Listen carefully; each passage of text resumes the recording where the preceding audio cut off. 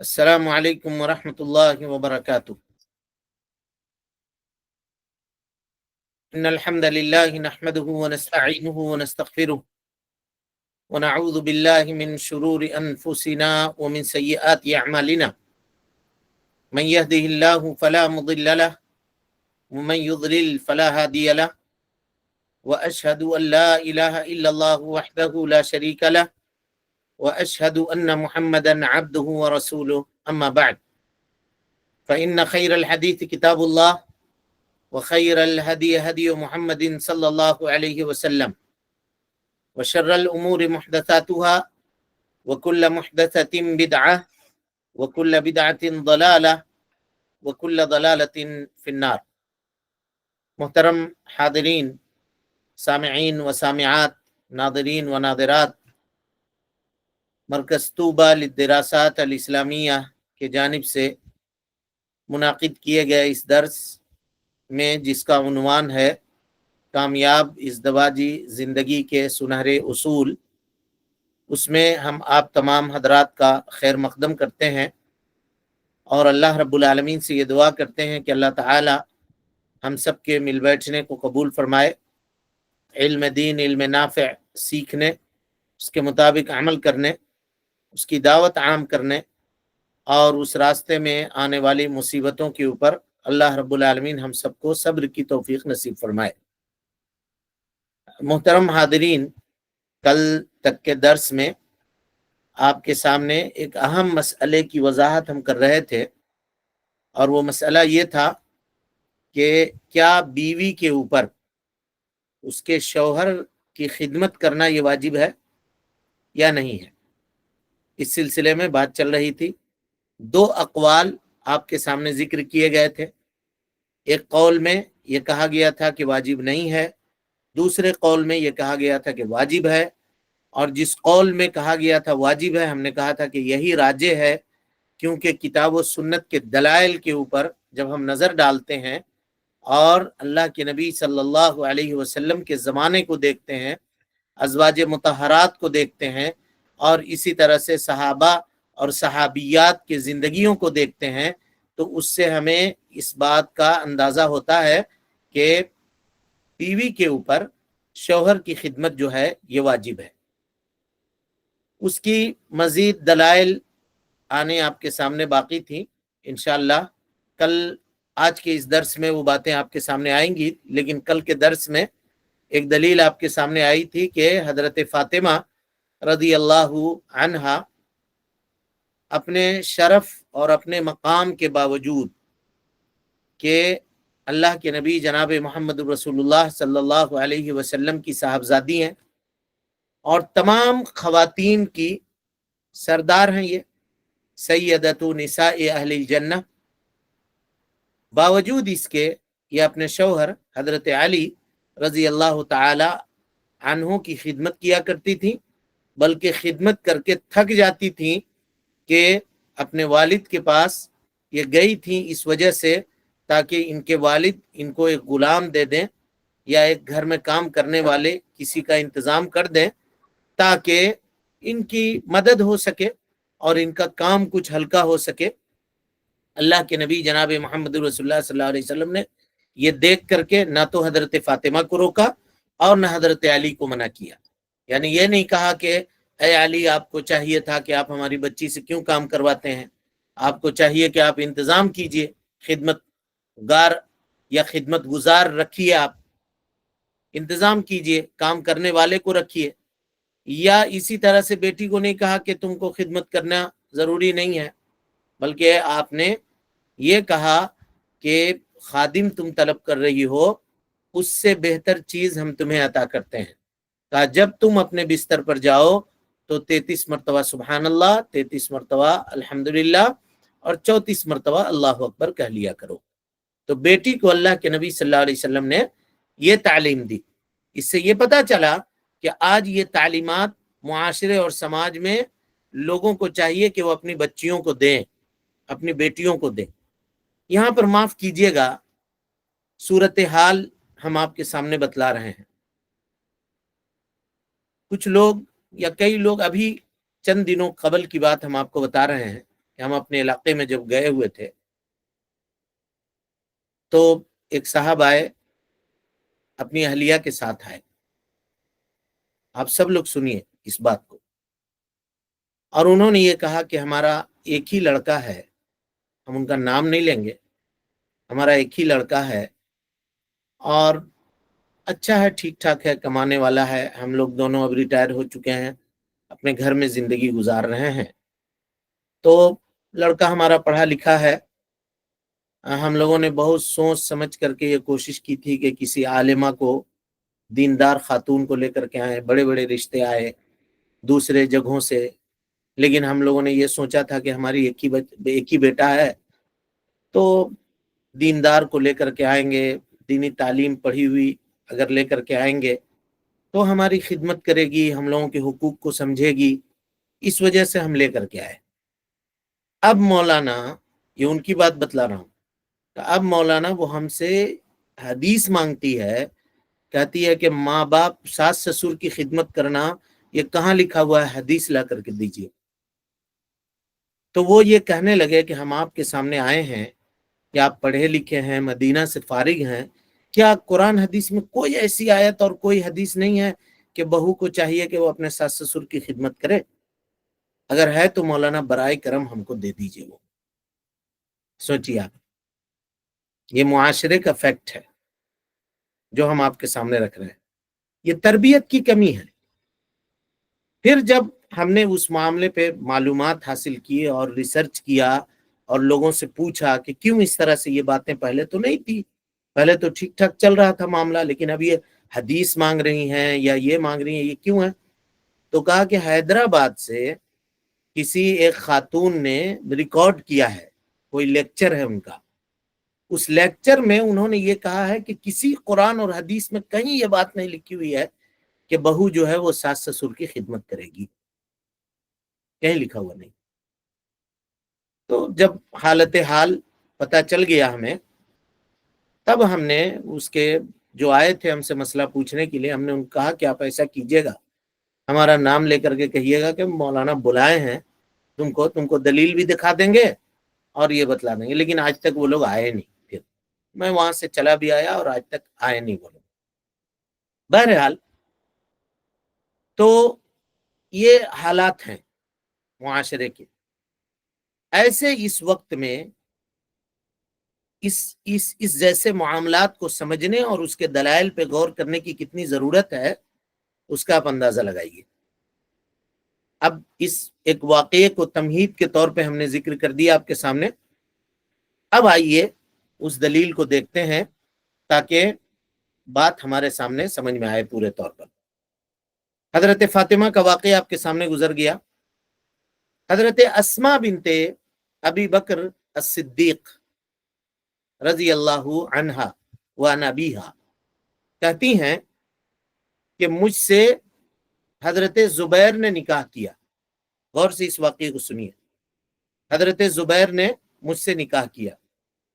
وما له فی الارض من مال، اور ان کے پاس کوئی مال نہیں تھا حضرت زبیر کے پاس. حضرت اسماء کہہ رہی ہیں، اور یہ اسماء کون ہے؟ نبی صلی اللہ علیہ وسلم کی سالی ہیں، ام المومنین حضرت عائشہ صدیقہ رضی اللہ عنہا کی بہن ہے.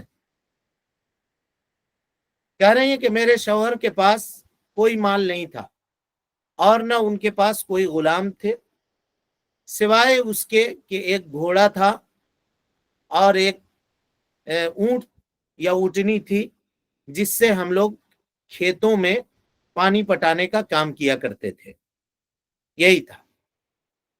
کہتی ہیں کہ میں حضرت زبیر کے گھوڑے کے لیے چارے کا انتظام کرتی تھی اور اس کے سامنے چارہ وغیرہ بنا کر کے اس کو ڈالتی تھی اور اس کے لیے آٹا گوندتی تھی. اپنے شوہر کے لیے آٹا گوندتی تھی، اس کو پکاتی تھی. اور کہا کہ میں روٹی پکانا مجھے نہیں آتا تھا. کون کہہ رہی ہیں؟ حضرت اسماء. تو کہا کہ ایک پڑوسن تھی ہماری انصار کی کہ آٹا وغیرہ گوند کر کے جب اس کو میں لے جا کر کے دیتی تھی اس کو، تو وہ میرے لیے روٹیاں بنا دیا کرتی تھی. وکانت یخبز جارات لی من انصار، کہا کہ کچھ پڑوسن ہماری رہتی تھی گھر کے اگل بغل میں، تو ان سے لے جا کر کے جب ہم آٹا دیتے تھے گوند کر کے تو اس کی روٹیاں وہ بیل کر کے بنا کر کے ہم کو دیتی تھی۔ وَكُنَّا نِسْبَةُ صِدْقٍ، کہتی ہیں اللہ اکبر، ہم لوگ سچے سہیلیاں تھی، ایک دوسرے کی مدد کرنے والے لوگ تھے اس زمانے میں۔ کہا میں کھجور کے گٹھلیوں کو گھروں سے اکٹھا کر کے اس کو لے جا کر کے جہاں گھوڑا وغیرہ ہوتا تھا ان کا، وہاں لے جا کر کے میں دیتی تھی اور اس کا چارہ، جانور کا چارے کا انتظام کرتی تھی۔ کہا زبیر کی جو زمین تھی جہاں اس کے گھوڑے وغیرہ بندھے رہتے تھے، یہ ہمارے گھر سے دور تھا، مدینے سے دور تھا، گھر سے نہیں کہا، مدینے سے، یعنی بستی سے وہ جگہ دور تھی جہاں گھوڑے وغیرہ یا کھیتی باڑی کا جو معاملہ تھا۔ فجئت یوما، کہتی ہیں ایک روز میں نکلی، والنوا علی رأسی، اس حال میں کہ وہ گٹلیاں وغیرہ یا جو گھوڑے کا چارہ وغیرہ تھا وہ سب میرے سر کے اوپر تھا، اس کو لے کر کے میں نکلی اپنے گھر سے۔ فلقیت رسول اللہ صلی اللہ علیہ وسلم ومعه نفر من الانصار، میری ملاقات اللہ کے نبی صلی اللہ علیہ وسلم سے ہوئی اس حال میں کہ آپ صلی اللہ علیہ وسلم کچھ انصاری صحابہ کے ساتھ جا رہے تھے۔ پیارے مصطفیٰ نے جب مجھے دیکھا کہ میں جا رہی ہوں اس طرح سے، تو انہوں نے مجھے بلایا کہ ادھر آؤ اسماء، ادھر آؤ، فدعانی، ثم قال، پھر اس کے بعد اللہ کے نبی صلی اللہ علیہ وسلم نے کہا اخن اخن، اپنے اونٹ کو کہا بیٹھو بیٹھو۔ اونٹ کو بیٹھانے کے لیے عرب اس طرح کے جملے استعمال کیا کرتے تھے، کوڈ ورڈ ہوتا تھا، آج بھی جو جانوروں کو بھگانے کے لیے یا جانوروں کو بلانے کے لیے لوگ استعمال کرتے ہیں، اس زمانے میں یہ تھا۔ اپنے سواری کو آپ صلی اللہ علیہ وسلم نے بٹھانا چاہا تاکہ اس سواری کے اوپر مجھے سوار کر لیں۔ حضرت اسماء کہتی ہیں فاستحییت، مجھے شرم لاحق ہوئی کہ میں مردوں کے ساتھ چلوں اور جاؤں، اور زبیر کی غیرت مجھے یاد آئی کہ میرے شوہر کبھی بھی اس کو پسند نہیں کریں گے کہ میں اس طرح سے دوسرے مردوں کے ساتھ سوار ہو کر کے چلوں یا جاؤں۔ اور زبیر بہت غیرت مند آدمی تھے، کہہ رہے ہیں وکان اغیر الناس، بہت غیرت والے تھے۔ فعرف رسول اللہ صلی اللہ علیہ وسلم، میری حالت دیکھ کر کے اللہ کے نبی صلی اللہ علیہ وسلم پہچان گئے، فمضى، اور اب گزر گئے، بہت فورس نہیں کیا، بلایا، ہم نہ آئے تو نبی صلی اللہ علیہ وسلم سمجھ گئے معاملے کو، سچویشن کو بھانپ گئے، آپ وہاں سے آگے بڑھ گئے۔ فجئت الزبیر، میں اپنا کام ختم کر کے زبیر کے پاس آئی، اپنے شوہر کے پاس، اور میں نے واقعہ اپنے شوہر سے بیان کیا کہ مجھ سے اللہ کے نبی صلی اللہ علیہ وسلم کی ملاقات ہوئی اس حال میں کہ میرے سر کے اوپر جانور کا چارہ لدا ہوا تھا، نبی صلی اللہ علیہ وسلم اپنے اصحاب کے ساتھ جا رہے تھے، آپ نے اپنی اونٹنی کو بٹھایا تاکہ میں اس کے اوپر سوار ہو جاؤں، مجھے شرم لاحق ہوئی، میں نبی کے قریب نہ گئی، اور آپ کی غیرت مجھے یاد آئی، اس وجہ سے میں اونٹنی پر سوار نہیں ہوئی۔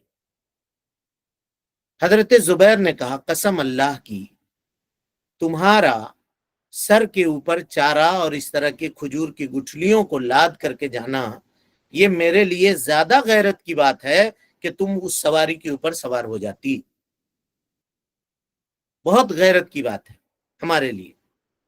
تو کہا یہاں تک کہ حضرت ابو بکر صدیق رضی اللہ تعالی عنہ نے ایک خادم ہمارے گھر میں روانہ کیا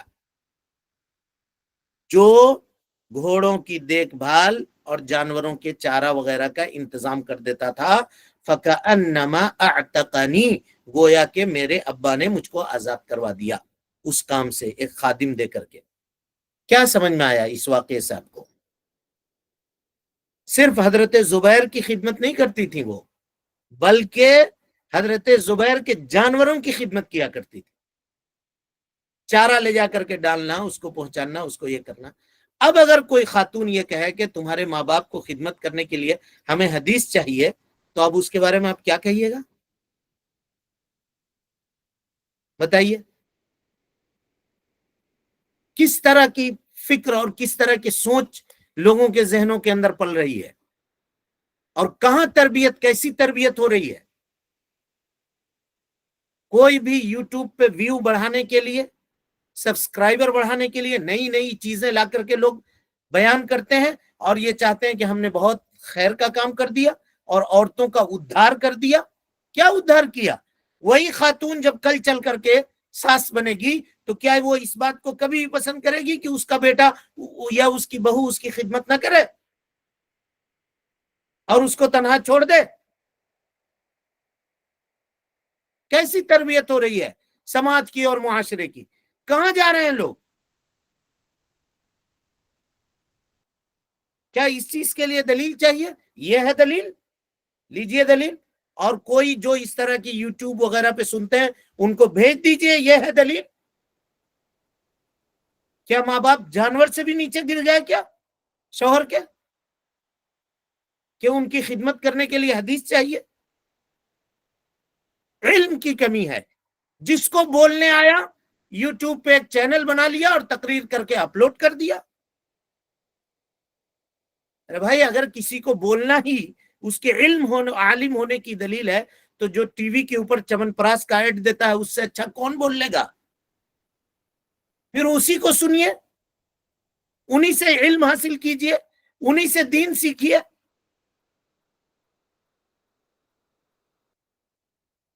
تربیت کا بہت فقدان ہے، اور لوگ سمجھتے کچھ اور ہیں، بدنام کچھ اور کو کرتے ہیں۔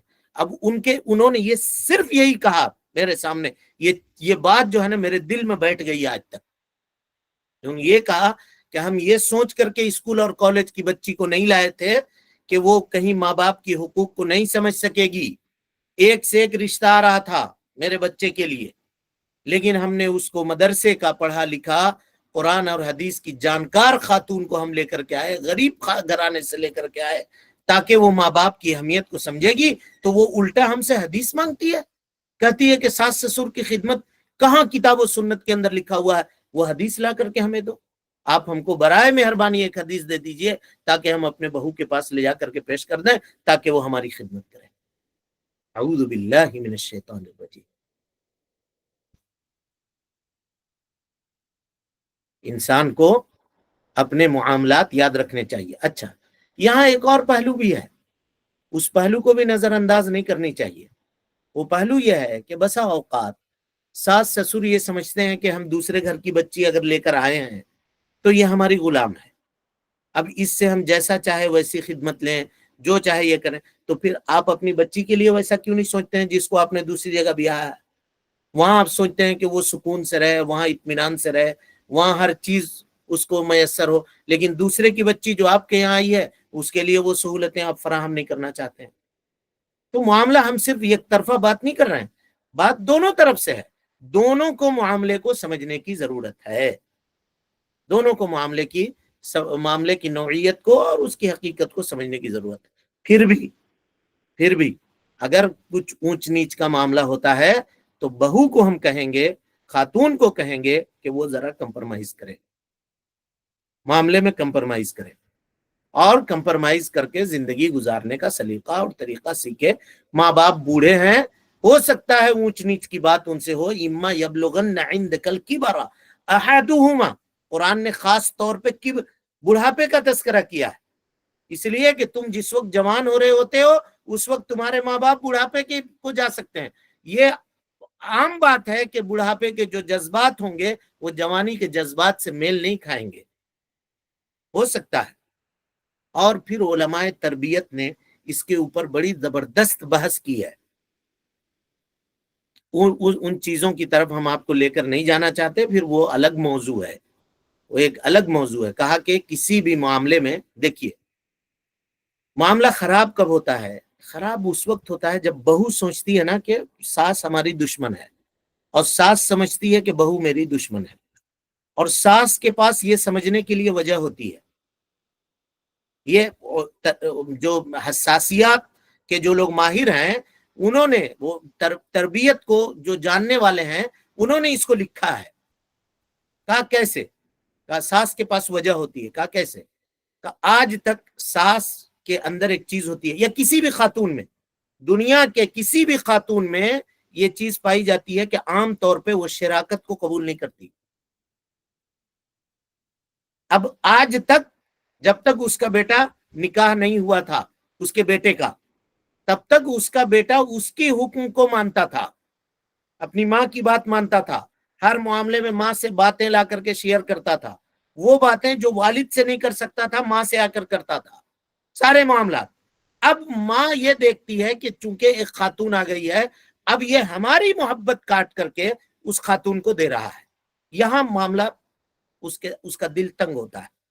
اسی کو اگر کوئی آدمی سمجھ جائے اور اس سے مقابلہ نہ کرے تو یہی معاملہ ختم ہو جائے گا، لیکن اسی کو نہیں سمجھتے ہیں اور مقابلہ شروع کر دیتے ہیں، اور مقابلے میں پھر دونوں کی طرف سے معاملات خراب ہوتے ہیں اور پھر باتیں بڑھتی چلی جاتی ہیں، ادھر سے شکایت، ادھر سے شکایت، ادھر سے شکایت، ادھر سے لڑائی، ادھر سے جھگڑا، گھر کی خیر و برکت ختم ہو کر کے رہ جاتی ہے، اور اچھا خاصا گھرانہ جو ہے وہ جو ہے لڑائی جھگڑے کے نظر ہو کر کے رہ جاتا ہے۔ یہی اسی بات کو، بس اتنا ہی پوائنٹ ہے، اسی کو اگر کوئی سمجھ جائے اور سنبھل جائے تو پورا معاملہ کلیئر ہو جائے گا۔ ہم یہ نہیں کہتے کہ سارے اس طرح سے ہیں، عام طور پہ اس کے جو اسباب علماء نے، تربیت کے جو علماء ہیں انہوں نے ذکر کیا ہے وہ یہی ہے۔ اتنی تربیت کم سے کم ہر ایک کو ہو جانی چاہیے، ہر ایک کو سمجھنی چاہیے اس معاملے کو، خوشگوار زندگی گزارنے کے لیے اس کے تعلق سے یہ باتیں آپ کے سامنے ہو رہی ہیں۔ حضرت اسماء رضی اللہ عنہا، غور کیجئے تو اتنی شرف، مقام اور مرتبہ، یعنی حضرت ابوبکر صدیق رضی اللہ تعالی عنہ کی صاحبزادی ہیں، یہ باوجود اس کے وہ اپنے شوہر کی خدمت کر رہی ہیں۔ اس سے یہ پتا چلا کہ نبی صلی اللہ علیہ وسلم کے زمانے میں یہ خدمت عام تھا۔ اچھا، اللہ کے نبی نے جب دیکھا کہ وہ جا رہی ہیں، سر پہ چارہ اٹھائی ہوئی ہیں، سواری دیکھ کر کے بٹھایا، آپ نے یہ نہیں کہا کہ کیوں یہ کام لیتے ہو جی، اس سے کیوں یہ کام کرواتے ہو؟ نہ تو زبیر سے کہا اور نہ اسما سے کہا کہ تم کہے یہ سب کرتی ہو، جانور کو چارہ دینا ہے کہو کہ وہ رکھیں، خادم رکھیں، تم سے یہ کام کیوں کرواتے ہیں؟ یہ بھی نہیں کہا انہوں نے۔ اللہ کے نبی صلی اللہ علیہ وسلم، والد کو جب پتا چلا تو والد نے اس کا انتظام کیا۔ دیکھ رہے ہیں آپ جی؟ تو ان چیزوں، یہ دلیل ہے، اس کو دلیل کے طور پر سمجھنے کی کوشش کیجیے۔ دوسری بات، اللہ رب العالمین فرماتا ہے وَلَهُنَّ مِثْلُ الَّذِي عَلَيْهِنَّ بِالْمَعْرُوفِ۔ غور سے سمجھیے، دلیل دے رہا ہوں، سورہ بقرہ کی آیت نمبر 228 ہے، 228۔ عرف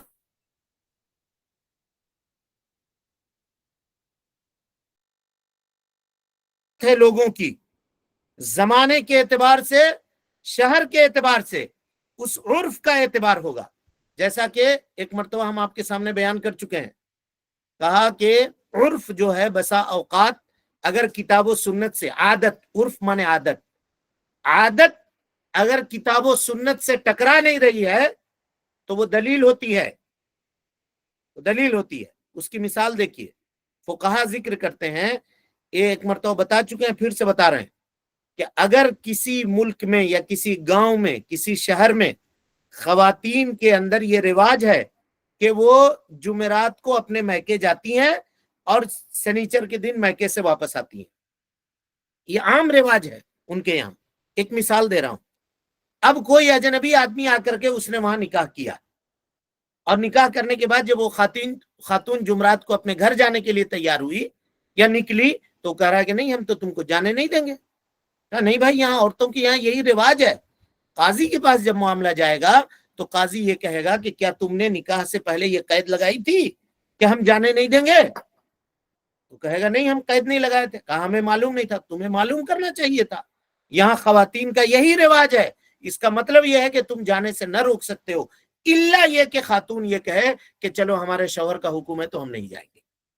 آپ جس سماج اور معاشرے میں رہتے ہیں، اس سماج اور معاشرے میں یہ ہے کہ لڑکا اگر شادی کر کے لاتا ہے تو بہو کو اپنے ماں باپ کے پاس رکھتا ہے عام طور پر، اور اس کی خدمت کرنی ہوتی ہے۔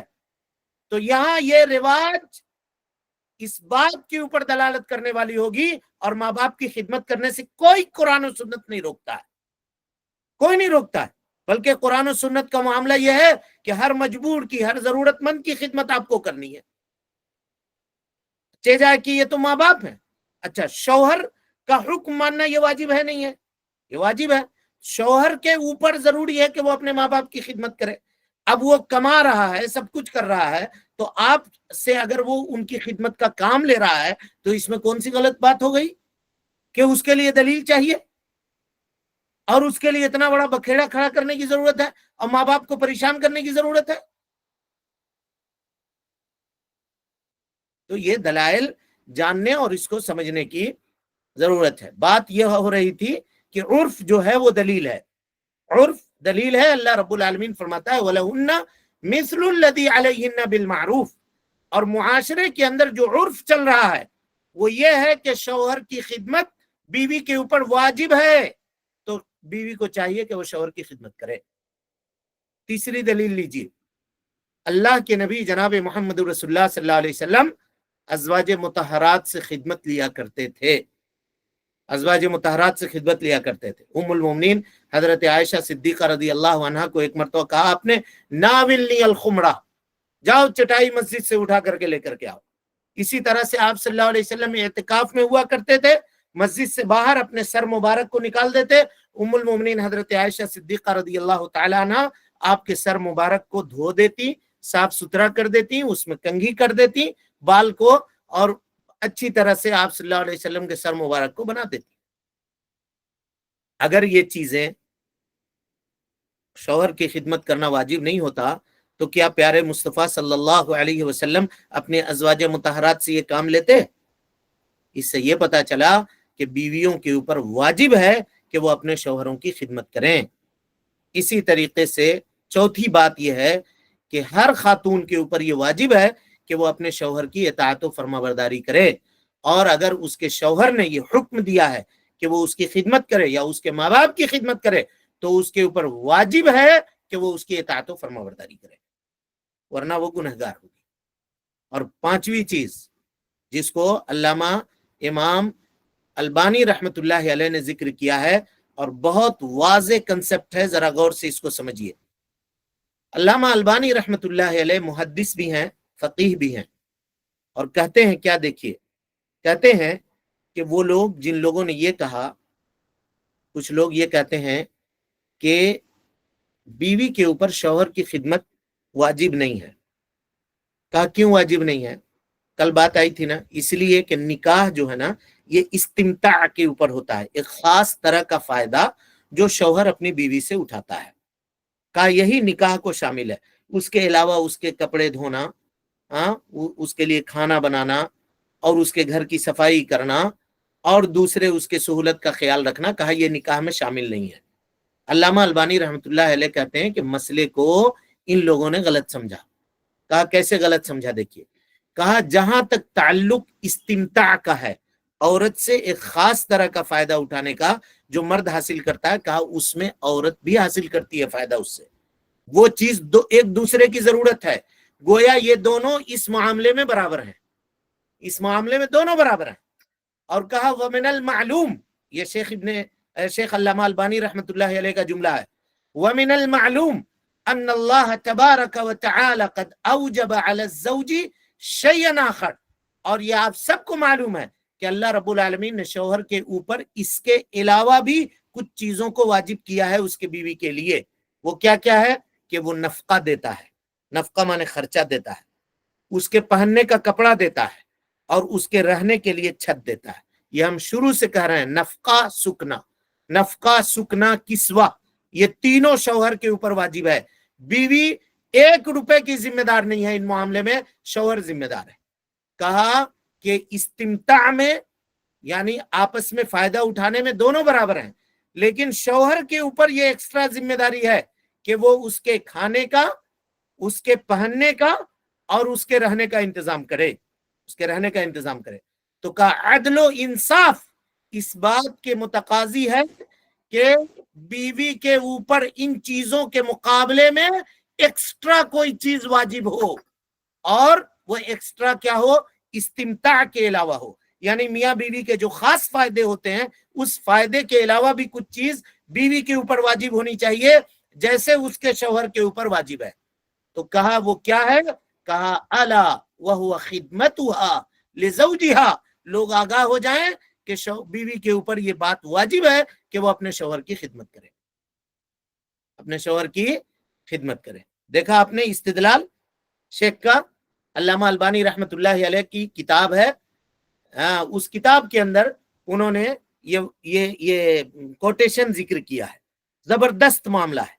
کیا کہہ رہے ہیں کہ دیکھیے جن لوگوں نے یہ کہا کہ واجب نہیں ہے بیوی کے اوپر شوہر کی خدمت واجب نہیں ہے، کا ان کی دلیل یہ ہے کہ نکاح جو ہوا ہے نا وہ استمتاع کے اوپر ہوا ہے، ایک دوسرے سے خاص طرح کا فائدہ حاصل کرنا، کا اس میں صرف ایک صنف کو فائدہ نہیں ہے بلکہ دونوں ایک دوسرے سے مستفید ہوتے ہیں، اس میں فائدہ اٹھاتے ہیں، کا اس کے علاوہ ایکسٹرا کچھ چیزیں شوہر کے اوپر واجب ہوتی ہے، وہ کیا کیا ہے؟ کہا کہ اس کا خرچہ دے گا، اس کے پہننے کے لیے کپڑے کا انتظام کرے گا، اس کے رہنے کے لیے گھر کا انتظام کرے گا۔ تو کہا عدل و انصاف یہ ہے کہ جب وہ یہ تین چیزیں ایکسٹرا کر رہا ہے تو کم سے کم ایک چیز بھی تو خاتون کے اوپر واجب ہو۔ کہا وہ ایک چیز کیا ہے؟ کہا شوہر کی خدمت کرنا، یہ اس کے اوپر واجب ہے۔ یہ علامہ البانی رحمت اللہ علیہ کہتے ہیں۔ جو لوگ دلیل مانگتے ہیں نا اور کہتے ہیں کہ کتاب و سنت میں اس طرح کی کسی چیز کا ذکر نہیں ہے، وہ جاہل ہیں، انہیں معلوم نہیں ہے، وہ کتاب و سنت جانتے نہیں ہیں، اوپر پڑھ کر کے دو چار اردو کی کتابیں پڑھ کر کے اور ایسی پڑھ کر کے مفتی بن گئے، مفت کے، اور فتویٰ دے رہے ہیں وہ، اور لوگوں کے زندگیوں کو خراب کر رہے ہیں، لوگوں کے سمعہ سے اور ان کے معاملات سے کھلواڑ کر رہے ہیں۔ اس سے انسان کو چاہیے کہ ایسے لوگوں سے خبردار رہے اور ایسے لوگوں سے اجتناب کرنے کی کوشش کرے، بچنے کی کوشش کرے، کیونکہ یہ ان کے لیے، ان کی زندگی کے لیے یہ بہتر نہیں ہے، یہ نقصان دہ۔ علامہ البانی رحمت اللہ علیہ کہتے ہیں اس کے بعد کہ لم نجد للقائلین بعدم الوجوب دلیلا صالحا، وہ لوگ جو کہتے ہیں کہ شوہر کی خدمت بیوی کے اوپر واجب نہیں ہے، ان کے لیے کوئی صحیح دلیل مجھے نہیں ملی، کوئی صحیح دلیل نہ تو انہوں نے پیش کیا اور نہ مجھے کوئی صحیح دلیل ملی ہے۔ شیخ الاسلام ابن تیمیہ رحمت اللہ علیہ کہتے ہیں وَتَنَازَعَ الْعُلَمَاء، علماء کا اس سلسلے میں اختلاف ہے۔ کیا اختلاف ہے؟ هل علیہا، کیا خاتون کے اوپر یہ ہے کہ خاتون اپنے شوہر کی خدمت کرے؟ کس میں؟ گھر کو صاف ستھرا رکھنے میں، وَمُنَاوِلَةُ الطَّعَامِ، کھانے کا انتظام کرنے میں، پانی کا انتظام کرنے میں، روٹی بنانے میں، آٹا گوندنے میں، چکی پیسنے میں، آٹا بنانے میں، یہ سب جملہ ہے ان کا۔ اور صرف اتنا ہی نہیں، کیا کہہ رہے ہیں کہ شوہر کے غلاموں کا کھانا بنانے میں، یا شوہر کے پاس اگر کوئی جانور وغیرہ ہے تو اس کی خدمت کرنے میں، اس کا چارہ ڈالنے میں، اس کے لیے گھاس پھوس کا اور دوسری چیزوں کا انتظام کرنا، یہ ذمہ داری ہے اس کے اوپر۔ تو کہتے ہیں فَمِنْهُمْ مَنْ قَالَ، علماء کی ایک جماعت یہ کہتی ہے لا تجب الخدمہ، کہ بیوی کے اوپر خدمت واجب نہیں ہے۔ وَهَذَا الْقَوْلُ ضعیف، کون کہہ رہا ہے؟ شیخ الاسلام ابن تیمیہ رحمۃ اللہ علیہ کہتے ہیں کہ یہ قول ضعیف ہے، یہ قول ضعیف ہے، بالکل اسی طریقے سے کہ جو آدمی یہ کہے کہ شوہر صرف استمتاع اور فائدہ اٹھانے کا حق رکھتا ہے، اس کے علاوہ دوسری خدمت وہ نہیں لے سکتا۔ کہا بالکل نہیں، بلکہ اللہ تعالیٰ نے یہ کہا وَعَاشِرُوهُنَّ بِالْمَعْرُوفِ، اور حسن معاشرت کی یہ نشانی ہے کہ بیوی کو چاہیے کہ وہ شوہر کے اچھائیوں کا خیال رکھے، اس کے آرام کا انتظام کرے اور اس کے ضرورتوں میں اس کی مدد کرے، اس کی ضرورتوں میں اس کی مدد کرے، اس کے ضرورتوں کا خیال رکھے، اس کے بال بچوں کا خیال رکھے اور اس کے گھریلو کاموں کا انتظام وہ کرے، انتظام و انصرام کرے۔ سمجھ میں آ رہی بات؟ اور کہا کہ یہی بات زیادہ حقیقت سے قریب معلوم ہوتی ہے کہ شوہر کی خدمت کرنا یہ بیوی کے اوپر واجب ہے، اس لیے کہ کتاب و سنت میں اللہ رب العالمین نے، غور سے دیکھیے، اللہ رب العالمین نے شوہر کو سردار کہا ہے، حاکم کہا ہے، اور حاکم جو ہے، سردار جو ہے، وہ اللہ کے نبی صلی اللہ علیہ وسلم نے کہا ہے کہ عوان عندکم، عانیتن کہا کہ یہ باندیاں ہیں تمہارے پاس۔ تو باندی جو ہوتی ہے یا آقا کے پاس جو اس کی خادمہ ہوتی ہے، وہ اس کی خدمت کرتی ہے۔ اور یہ دلیل دے رہے ہیں شیخ الاسلام ابن تیمیہ رحمت اللہ علیہ، کہتے ہیں کہ شوہر کو قرآن مجید نے سید کہا ہے، سید مانے سردار۔ کہاں ہے دلیل؟ کہا حضرت یوسف کے واقعے کو اٹھا کر کے دیکھیے، وَأَلْفَيَا سَيَّدَهَا لَدَى الْبَابِ، وَأَلْفَيَا سَيَّدَهَا لَدَى الْبَابِ، یعنی وہ خاتون جب دروازے بند کر کے حضرت یوسف کو برائی کی طرف بلاتی ہیں، اور حضرت یوسف برائی سے بچتے ہوئے بھاگتے ہیں جب، اور دروازہ جب کھلا تو وہاں پر جو عزیزہ مصر تھا وہ کھڑا تھا، اور اس کی بیوی پیچھے سے دوڑتی ہوئی آ رہی تھی حضرت یوسف علیہ السلام کا پیچھا کرتے ہوئے۔ تو قرآن مجید نے شوہر کو کیا کہا یہاں پہ؟ شوہر کو کہا سردار۔ اب اس سے استدلال کر رہے ہیں کون؟ علامہ ابن تیمیہ رحمت اللہ علیہ کہہ رہے ہیں کہ شوہر کو قرآن مجید نے سردار کہا ہے، سردار کہا ہے۔ اس سے یہ پتا چلا کہ سردار کی خدمت کرنا اس کے ملوکیت میں جو لوگ ہیں ان کے اوپر واجب ہے، ان کے اوپر واجب ہے۔ دیکھا آپ نے دلیل؟ اور اسی طرح سے کہا کہ یہی چیز معروف ہے اور یہ واجب ہونا یہی زیادہ حق سے قریب ہے۔ اور کچھ لوگوں نے کہا کہ چلو کچھ ہلکی پھلکی چیزوں میں اس کی خدمت کر دے، یہ شیخ الاسلام ابن تیمیہ کہہ رہے ہیں، کہا کہ ہلکی پھلکی چیزوں میں اس کی خدمت کرنا یہی واجب ہے، اس کے علاوہ واجب نہیں ہے۔ لیکن وہ کہتے ہیں کہ ثواب اور درست اس معاملے میں یہ ہے کہ معروف کے ساتھ معاشرے اور سماج میں خدمت لینے کا جو رواج ہے، خاتون کو چاہیے کہ وہ خدمت اپنے شوہر کے لیے کرے۔ سمجھ گئے؟ یہ دلیل ہے کتاب و سنت کی روشنی میں، جس کی وضاحت ہم نے آپ کے سامنے کر دی۔ لہذا اس مسئلے میں کہ خاتون کے اوپر شوہر کی خدمت کرنا واجب ہے یا نہیں ہے، اس میں راجح قول یہی ہے کہ بیوی کے اوپر واجب ہے کہ وہ اپنے شوہر کی خدمت کرے، اور شوہر سے متعلق جو لوگ ہیں، خاص طور پہ اس کے ماں باپ، اس کو چاہیے کہ ان کی بھی وہ خدمت کرے، معروف کے ساتھ، بھلائی کے ساتھ خدمت کرے۔ اور ہم نے دونوں طرف سے، اب ظاہر بات ہے ہم سماج اور معاشرے کے پورے معاملے کو یہاں بتانے کے لیے نہیں ہے کہ یہ ایسا ہوتا ہے اور وہ ایسا ہوتا ہے، وہ ایسا ہوتا ہے، لیکن جو اصل بات تھی اس کی وضاحت ہم نے آپ کے سامنے کر دی ہے۔ امید کہ آپ لوگوں کو یہ مسئلہ سمجھ میں آ گیا ہوگا۔ اب اس کے بعد ہم لوگ آگے بڑھتے ہیں، اور یہ آخری مسئلہ ہے اصولوں کو بیان کرنے سے پہلے، اس کے بعد ہم اصولوں کا ذکر آپ کے سامنے کریں گے۔ یہ آخری مسئلہ کیا ہے؟ آخری مسئلہ گھروں کے اندر جو حقوق ہیں ایک دوسرے کے، اور جس سے ان کی معاشرتی زندگی، گھر کے اندر سکون اور اطمینان گزر سکتا ہے، اطمینان سے ان کے معاملات گزر سکتے ہیں۔ ہم یہ چاہ رہے تھے کہ اس کو اسکپ کر دیں، لیکن اب چونکہ کل ایک سوال آ گیا تھا اس تعلق سے، تو ہم چاہ رہے ہیں کہ اس کی وضاحت بھی آپ کے سامنے کر دیں کہ وہ لوگ جو ایک سے زیادہ شادیاں کیے ہوئے ہیں، ایک سے زیادہ جن کے پاس بیویاں ہیں، ان کے اوپر بھی کچھ چیزیں واجب ہوتی ہیں تاکہ ان کے گھر کا ماحول اور ان کی زندگی بھی سکون اور اطمینان کے ساتھ گزرے۔ اور وہ کیا ہے کہ وہ ایک دوسرے کے ساتھ عدل و انصاف کریں۔ انہیں چاہیے کہ وہ اپنے بیویوں کے درمیان عدل و انصاف کریں، ایک سے زیادہ اگر بیوی ہے کسی مرد کے پاس تو۔ اور یہ جو تعدد کے شروط ہیں، یعنی ایک سے زیادہ بیوی رکھنے کے جو شروط ہیں، اس کا ذکر آپ کے سامنے آ چکا ہے، اور اس میں عدل و انصاف کا ذکر خاص طور پہ کیا گیا تھا۔ لیکن عدل ہے کیا چیز؟ انصاف ہے کیا چیز؟ کبھی کبھی عدل کے معنی لوگ برابری کے سمجھتے ہیں، اور برابری کبھی کبھی کیا ہوتا ہے نا، ظلم ہو جاتا ہے۔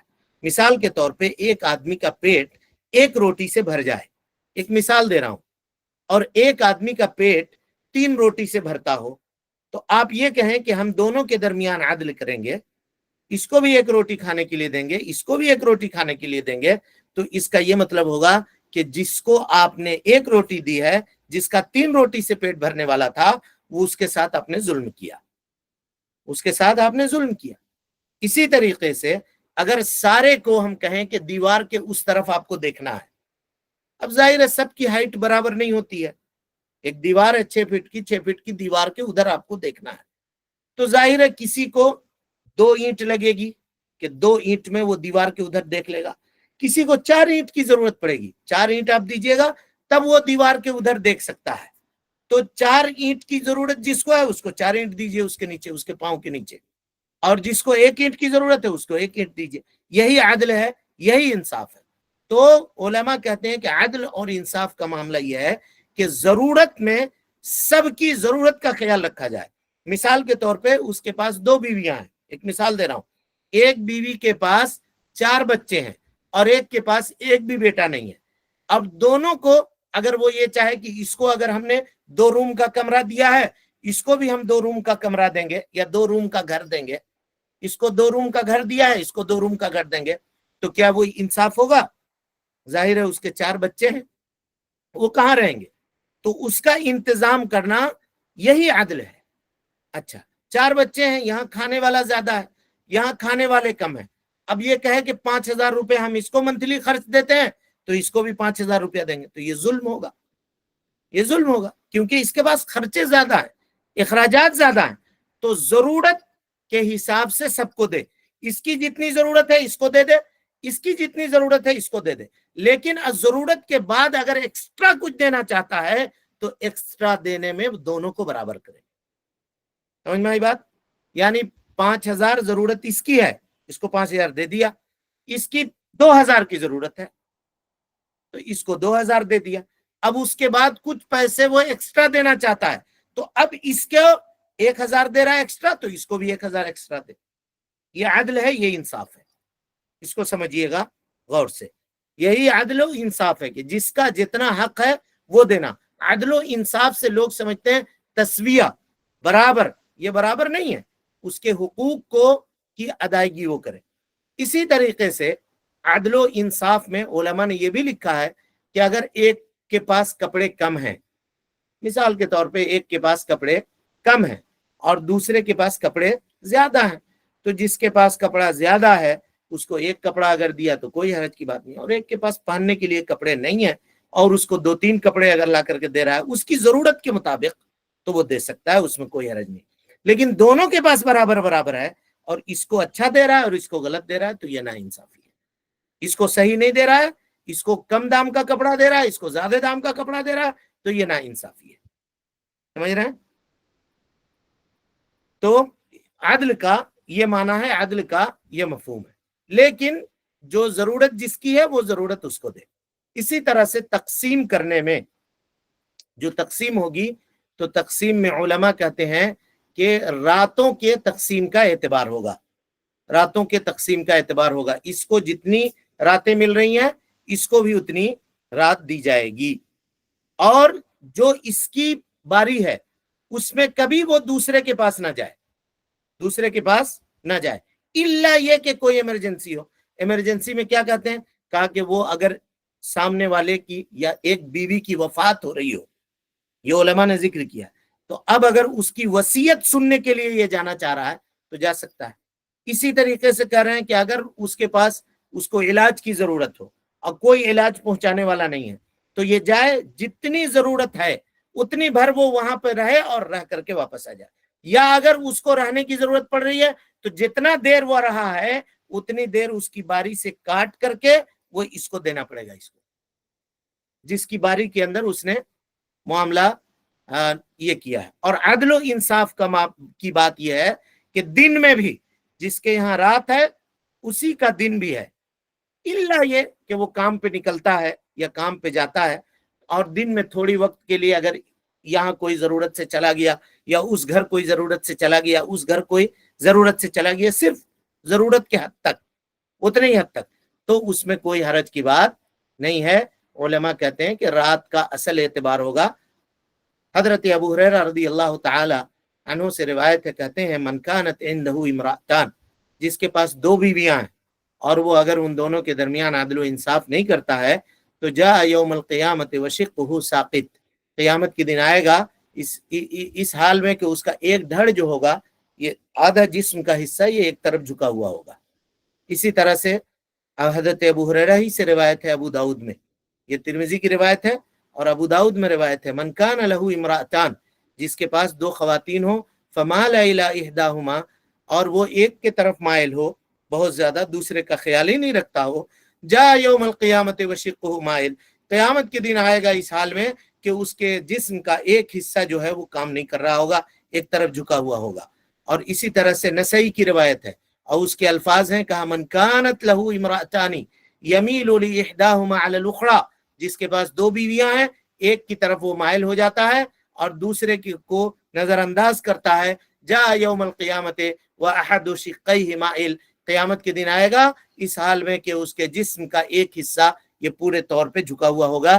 یعنی اللہ رب العالمین علی رؤوس الخلائق، تمام مخلوق کے سامنے اس کو رسوا کرے گا اور لوگ دیکھیں گے کہ دیکھو دنیا کے اندر اس نے دو بیویاں تو رکھی تھیں لیکن دونوں کے ساتھ یہ عدل و انصاف نہیں کیا کرتا تھا، عدل و انصاف نہیں کیا کرتا تھا.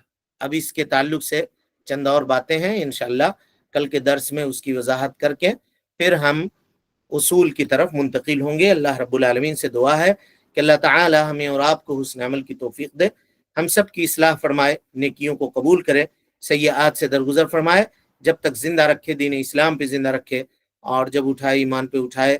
آمین. اقول قولی هذا واستغفر الله لي ولكم ولسائر المسلمين من كل ذنب وخطيئة فاستغفروه إنه كان للأوابين غفورا.